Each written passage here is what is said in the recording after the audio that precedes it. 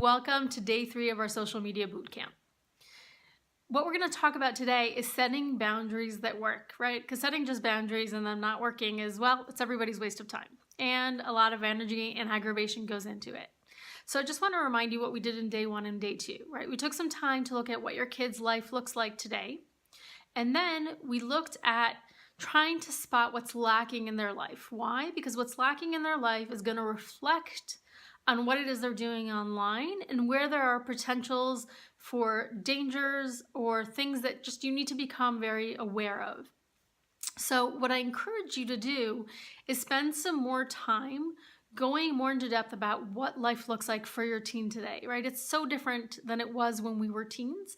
And the more you can try to understand their life by talking to them, by learning more, by going more in depth, and this is something that we do on my social media course, the better you will be able to address their issues, address their concerns, give them the right support and the right guidance that they really need, and create what we're talking about today, which is boundaries and rules and regulations that actually work, right? It's not just about setting up and say, well, I've got a social media contract or I've got rules, because if your kids aren't able to follow through on them, if they're not actually learning, if it's not connecting to their real lives and where they're at, then again, then they're useless. You might as well not have it. So let's talk about how you make this something that really works and is helpful. So the first step of creating boundaries that work is actually work that you need to do. You need to figure out what is really important to you, what your values are, and how they're reflected in your household. For many parents, when I first share this with them, they're like, oh, this is super easy. I know what my values are. I know what's important. And what I find is when I give them the worksheet to actually sit down and work on it and write it out, then they find out that, well, some things might be clear, but other things aren't quite as clear as I thought they were. One client that I worked with, which actually showed up multiple other times in those who took the course, is that they said, a clean room is really important to me because a clean room reflects so many values that I represent, and that is just critical for me.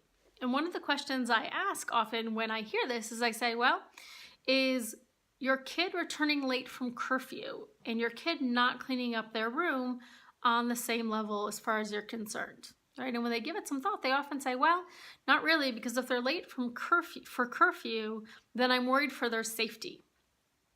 If their room is messy, there's no real safety issue here, right? Unless it's that dirty, and if it's that dirty, then, something needs to be done about it. But they're not on the same level. But often what happens is as parents, and I hear this from teens a lot, is that their parents respond on the same level with the same anger and the same kind of behavior when their room isn't clean and when they're late for curfew. Now, what does your teen understand from that? What they understand from that is that they're on the same level of importance. And therefore, if they can't do one, then it doesn't really matter if they do the other because they're going to get in trouble anyhow. So why does it matter? That's one thing that your teen is thinking when you do that, and why it's so important to clarify and be able to understand for yourself what is more and less important so you can respond accordingly. The other thing that I see often is that, and you'll let me know in the comments whether this is something that you do, is parents take away their kid's cell phone for everything. So every time they want their kid to do something or their kid doesn't do something, they take away their phone. And the response is always, but it works. Well, yeah, it works temporarily because their phone is their lifeline. Their phone is their way of connection with their friends in the world. And so they desperately need it. So yeah, you can get them to do a lot of things by taking away their phone. But what you're doing is you're actually sabotaging your relationship. Ask your teen, they'll tell you they don't learn anything from it.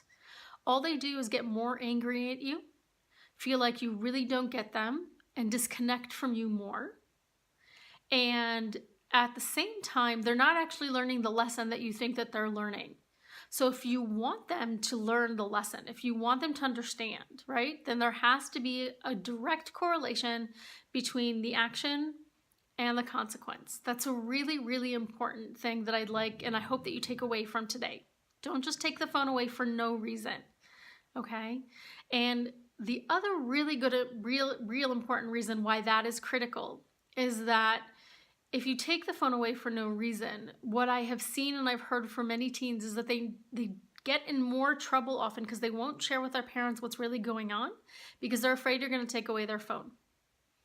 Okay? Now, I'm not saying that there aren't times when taking the phone is appropriate and right. There are 100%. When what they have done is directly related to their phone. So if they've misused their phone in some kind of way, if they've bullied somewhere else, if they've been using apps that are not appropriate, if they've been posting inappropriately, then yeah, taking away their phone is an appropriate action. So I want you to keep that in mind for yourself and in the way you communicate this to your teens. So what are you going to do today? What you're going to do is you're going to prepare, you're going to think about what your values are, and then you're going to set up a family meeting. You're going to invite your teens all your kids in your family, no matter how old they are, to talk about social media. Why? Because today, 5-year-olds are also on their iPads all day. Okay, and they're going to talk about social media use in your house, and you're going to give them time to prepare. It's not fair for only you to prepare and come down with rules, but you want them to be an active part of the process. The more they are an active part of the process, the more likely they are to follow through. And when they fail, and it's not an issue of if, it's an issue of when they fail, if they were part of the process of writing down the consequences, even if they don't remember, because hey, they're teens, right? They don't always remember. Even when you had a long conversation about it, you pull out the contract, you pull out the things that you agreed on, and again, they're much more likely to not be angry at you because it's something that they were a part of and they agreed to, even if they're annoyed and pissed and in the moment, okay? So you call a meeting, you help them think in advance. So don't just say we're going to have a conversation about social media. I'm going to prepare stuff, you prepare stuff, because they're still teens, they're still learning. Give them some guidelines. Tell them what it is that you want them to be thinking about. What are the rules going to be as a family? 2 categories, as a family and for them as an individual, right? Your kids will appreciate that, especially the older ones, knowing that as older kids, they will be getting more privileges as long as they can prove that they deserve it, right? So what is it that the rules are and what happens when they don't follow through on those rules? Okay, you want them to think about the consequences. And as I was mentioning earlier, there needs to be a direct correlation between what it is that they did or didn't do and the consequence for it. So they're going to work on this. You're going to work on this as well. Then you will come together and have a family meeting where you talk about family rules and then individual conversations with each one of your kids about what is going to be right and true for them. Okay, you want to go through this process and give it time. This is not a one-time conversation. This is a multiple conversation. This is several preparation meetings, and then this is something that you're going to want to come back and visit many, many times. It can be maybe to begin with once a month or once every 2 months if this is new to your family, right? Or later on when things are kind of on track, maybe every 6 months you come back and you kind of visit. Well, you've grown up, you have proved that you deserve more leniency or more responsibility, so we can change the rules, right? Because it looks like you're dealing with things really well. Or what we've discovered is that maybe you need some more strict rules because it's hard for you to manage your own rules. Whatever it is that's true for your kid, again, make them part of the conversation. Make them take ownership for their own actions, their own behavior, and their own responsibility. This is not a process that you want your kids to do on your own. It is not a process that you want to lead from fear. Okay, you really want to lead this conversation from love and caring and not from, I'm afraid of what you're going to do online. Again, remember that for your kids, this is where they live. This is for better or for worse. This is where they become socially active and empowered, and this is where they are bullied by their friends. Okay, so they need to learn to navigate this space successfully, and I want them to be able to do that with your love, support, and understanding. So what is today's task? It is not to go have a family meeting. There's a lot of work that you need to do to be able to do this successfully and in the right way. If you just run off tomorrow and have a family meeting, then most likely it won't be successful. If it is, it won't have long-term effect. So take your time, learn how to do it well. But what I do want you to do today is I want you to think about really what are the top 5 things, okay, that are most important to you when it comes to your teen and social media. Okay, what are the 5 top things that are most important to you when it comes to teens and social media? What do you want from them? What is important for you? And I want you to share that in the Facebook group. Why? Because when you share, not only are you sharing what you bring, you're allowing other people to comment, to get ideas. That's how we learn together, right? We're better as a group, we're better as a community. That is where we get our best ideas. We can play off each other and learn things. So what are the top things that are most important to you when you think about your teen and social media? So get going on today's task.